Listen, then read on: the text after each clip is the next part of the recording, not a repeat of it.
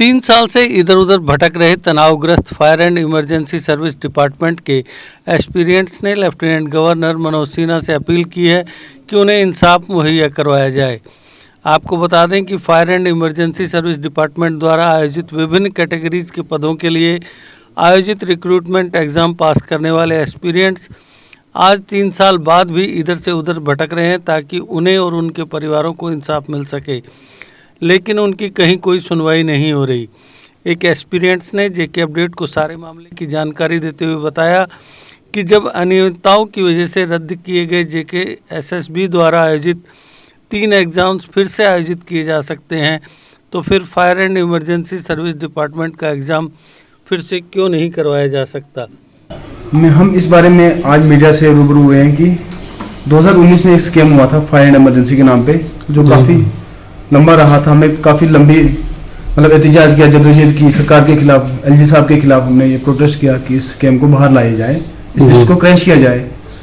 लेकिन एलजी साहब ने तब हमें आश्वासन दिया, एलजी साहब के जो एडवाइजर वगैरह थे सबने हमें तब कहा कि नहीं, हमें पता है इसमें करप्शन हुई है और 100% करप्शन हुई है, तो हम इसको 100% क्रैश करेंगे। उसके अलावा बीजेपी के तमाम लीडर, चाहे वो निर्मल सिंह जी हो, चाहे वो कविंदर गुप्ता जी हो, चाहे वो जो भी इनके जो सीनियर लीडर हैं, सबने कहा कि नहीं जी हमें पता है इसमें करप्शन हुई है जी, इसको स्कैम सामने लाना ही लाना है।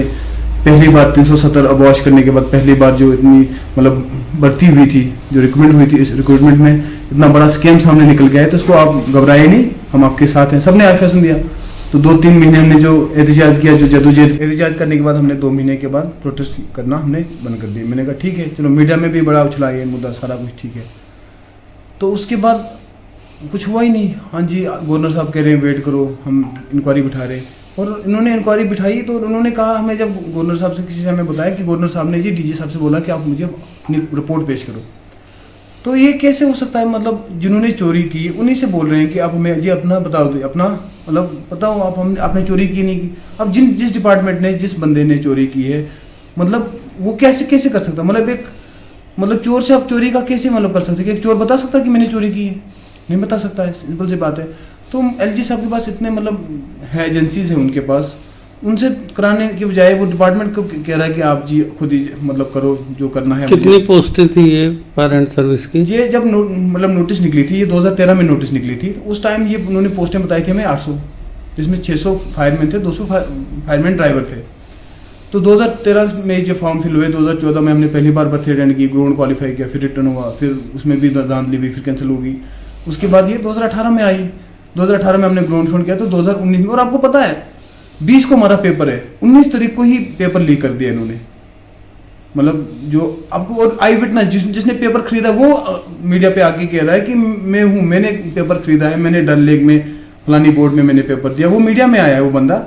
और एलजी साहब को विश्वास ही नहीं हो रहा है, वो कह रहा नहीं एक डिपार्टमेंट सही है, बाकी सारा हर कोई कह रहा है कि इसमें करप्शन हुई है, इसमें पैसा लिया है। और ये पता है ऑडियो सामने आया कि मैं एमपी से करूं या केस दूं आपको, ये भी ऑडियो सामने आई है निकल के। तो उसके बाद जो सब इंस्पेक्टर का हुआ, सब इंस्पेक्टर में एलजी साहब ने कहा, सीबीआई डाली, उसमें स्कैम निकल के सामने आया, बाद में उनको क्रैश करनी पड़ी। फिर आप FAA की बात करो, उसमें उन्होंने स्कैम का जब शक के आधार पे उसको उन्होंने कर दिया। लेकिन जहां पर जिंदा सबूत है हमारे पास, एक श्रीनगर का लड़का, वो जिंदा सबूत है, वो बोल रहा है, मीडिया में आके बोल रहा है कि वो गवर्नर साहब से मिलकर उसने कहा कि मैंने पेपर खरीदा है, लेकिन गवर्नर साहब को यकीन ही नहीं आ रहा है, समझ ही नहीं आ रही। आज जिस तरीके से एलजी साहब ने कहा है कि जो जेके एसएसबी के जितने रद्द हुए एग्जाम्स हैं वो नवंबर में फिर से करवाए जाएंगे, तो आपकी क्या डिमांड है? हमारी ये डिमांड है, हम जो चाह रहे हैं कि 20 तारीख को पेपर है, अभी सोचिए 20 तारीख को पेपर है, 3 तारीख को उन्होंने सैटरडे रात की 10 बजे उन्होंने लिस्ट निकाली, वो भी अपनी वेबसाइट पे निकाली, किसी न्यूज़ चैनल को नहीं बताया, किसी न्यूज़पेपर में नहीं आया, किसी प्रिंट मीडिया में नहीं, सोशल मीडिया पे नहीं, किसी पे भी नहीं आया, इलेक्ट्रिक मीडिया पे नहीं आया। और दूसरे दिन संडे था, 4 को संडे था, इन्होंने 4 को, आपने देखा कि 4 को इन्होंने ज्वाइनिंग डालना ऑर्डर निकाला, इन्होंने संडे को सुबह ही ऑर्डर निकाला कि जो लड़के नाम आया है उनको ऑर्डर निकालो जी, उनको सिलेक्शन कराओ। इन्होंने इतना भी नहीं किया, उनकी वेरिफिकेशन नहीं कराई उन लड़कों की, सीधा जी रात के 10 बजे उन्होंने अपनी साइट पे कर दिया, हाँ जी ये बंदा है, और संडे को उनको हाँ जी आप ज्वाइनिंग डाल दो। उसके बाद हम तो बस यही हक्के बक्के रह गए कि ये क्या हो गया, ये क्या, हमने गवर्नर साहब ने कहा नहीं जी मैं कर दूंगा ये। अब 3 साल हो गए, 3 साल हमें लॉलीपॉप दिया जा रहा है, ना कोई कुछ सुन रहा है, ना क्या कहाँ जाए हम। मतलब गवर्नर साहब यूपी से आए हुए हैं, ये कोई सिलेक्टेड मतलब इलेक्टेड तो नहीं, ये तो सिलेक्टेड बंदे हैं। इसको मतलब किसी बंधु ने भेजा है, मतलब बीजेपी ने इनको इधर भेजा है कि आप जाके मतलब करप्शन खत्म कराओ। ये तो करप्शन को ही बढ़ावा दे रहे हैं। हम गवर्नर साहब से तब से अपील 2019 से हम मतलब हमारे जूते घिस गए, हमारे पैसे खर्च हो गए। मतलब 3 बार हमने दौड़ा है ग्राउंड में, 3 बार हमने रिटर्न पेपर दिया, बाद में हमें क्या सिला मिला जी, करप्शन की भेंट चढ़ गई। उसके बाद बात यह है, ऐसे ऐसे लड़के इन्होंने लगाए हैं जिन लड़कों ने 91, 92, 95, 96% स्कोर किया है और वह है 10वीं पास, जिनको वर्बली मतलब आप अगर उनको न्यूज़पेपर कोई भी कॉमन न्यूज़पेपर अगर उनको आप पढ़ने के लिए दोगे ना, वो पढ़ नहीं सकते, वो उन लड़कों ने टॉप किया है। और जनाब आप सोच सकते हो जो मतलब वर्बली पेपर नहीं पढ़ सकता वो कभी टॉपर हो सकता है? कैसे हो सकता है? पॉसिबल ही नहीं है ये बात। अब डिमांड क्या है? हम डिमांड तब से यही करें कि लिस्ट को क्रैश करके दोबारा पेपर लो, मुझे मान ही नहीं रहा है। हमने कहा सीबीआई डालो, सीबीआई भी नहीं डाल रहे हैं। अब करें तो करेंगे, हम बड़े इतने परेशान हो गए, इतने मतलब लड़के पागल हो गए, स्ट्रेस हो गए। 7000 फैमिलियों का इन्होंने कत्ल किया है, सीधा सीधा। जो लड़के पढ़े लिखे थे, जो एजुकेटेड लड़के थे, उनका कत्ल हो गया है। ये सीधा ब्रूटल किलिंग है कि इन्होंने लड़कों को मतलब खतरनाक तरीके से मारा है। और ऐसी मतलब इन्होंने लिस्ट बनाई है जिसमें नेपोटिज्म, जिसका बाप था, जिसका चाचा फायर ब्रिगेड में था, जिसका मामा फायर ब्रिगेड में था, वो लोग लगे हैं। नेपोटिज्म की हद है।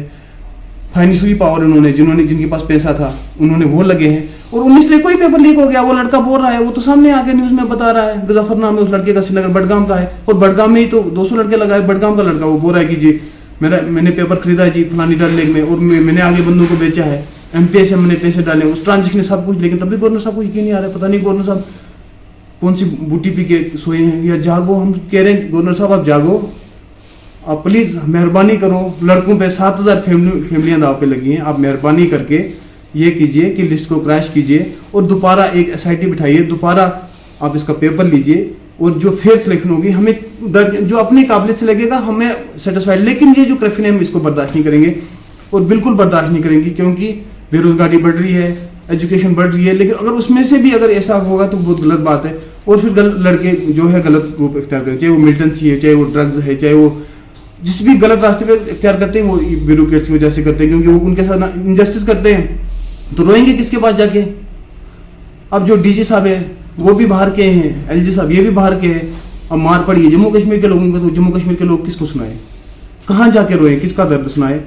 तो हम लास्ट में, ये मैं आपका ज़्यादा समय नहीं लूँगा, लास्ट में मैं यही कहना चाहता हूँ कि प्लीज़ गवर्नर साहब, आपको 7000 फैमिलियों की मतलब आपने जो किया है, उनके साथ जो गलत हुआ है, तो इसको आप प्लीज़, हम हाथ जोड़ के रिक्वेस्ट करते हैं। अभी ना लड़कों की आहें पहुंची नहीं है, जो लड़कों ने रोया है ना, जो उनके दिल से दर्द, अगर जिस दिन वो ऊपर वाले को तक पहुंचेगी ना, उनका वो हश्र होगा ना, जिन्होंने भी इसमें दान ली की ना, बहुत खतरनाक हश्र होगा। अभी पहुंची नहीं है आहें लड़कों की, और उनके घर वालों की आहें भी ऊपर वाले तक नहीं पहुंचेगी। जिस दिन पहुंचेगी उनका बहुत बुरा हश्र होगा जिन्होंने लोगों के साथ किया है। थैंक यू, धन्यवाद, नमस्कार।